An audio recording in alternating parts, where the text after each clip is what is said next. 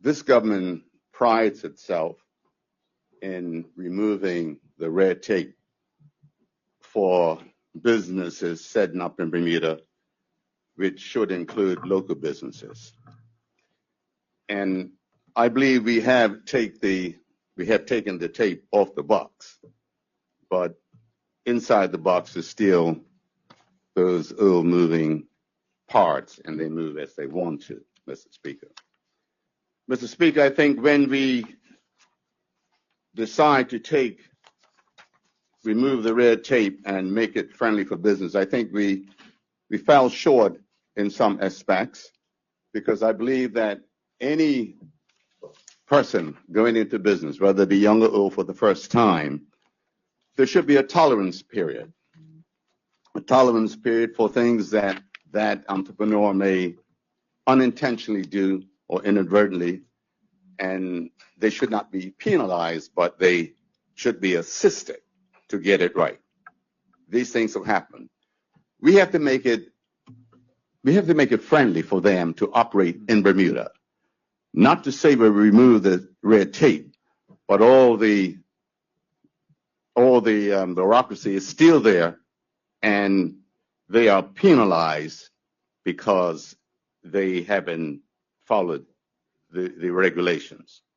So I'm calling that for this government to consider a tolerance period for new people in business, Mr. Speaker. Because, Mr. Speaker, I'm aware of businesses having problems. I know one business person that has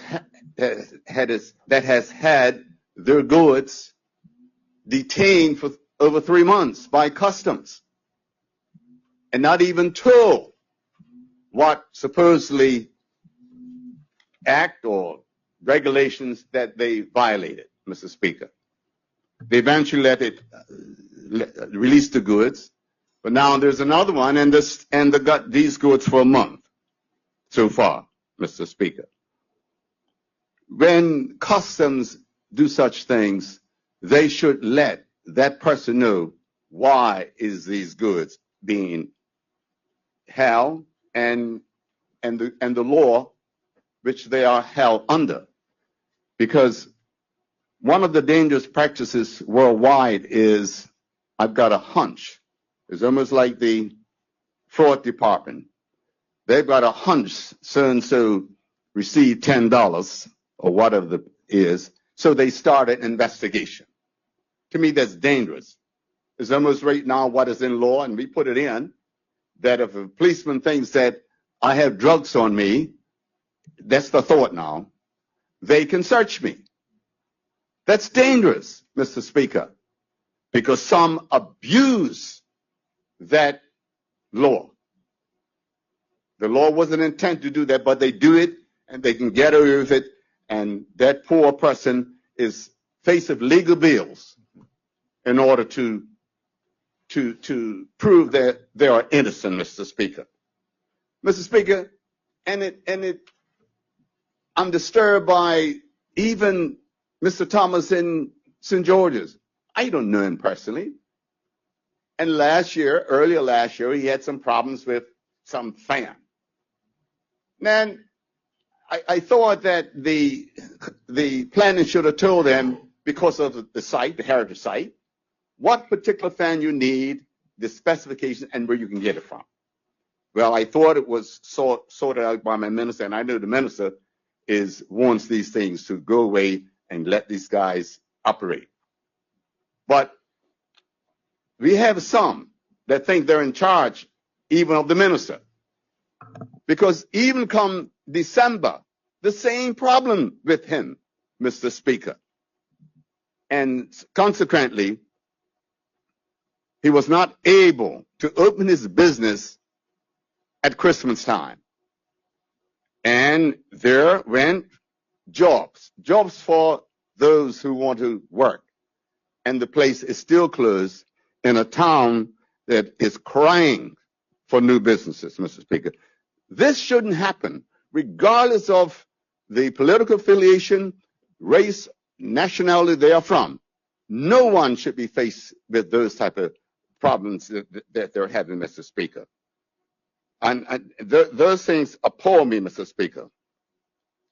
And Mr. Speaker, further to that, one that touches home to me even clearly, how a young lady is being penalized by civil servants, I would say.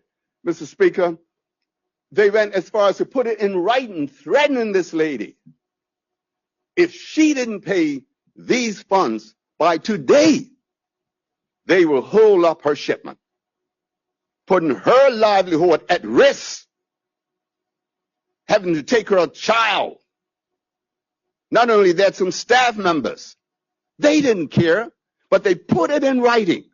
Civil servant. This is not right. We shouldn't be threatening our people. But that same fellow, businessman, whoever they may be, may owe this government hundreds of thousands of dollars. And no penalty, no requirements are put on them, Mr. Speaker. And then they complain how the young folks react. They got a right to react like that, Mr. Speaker, when you treat them like they have been doing, Mr. Speaker. And Mr. Speaker, that's not the only instance.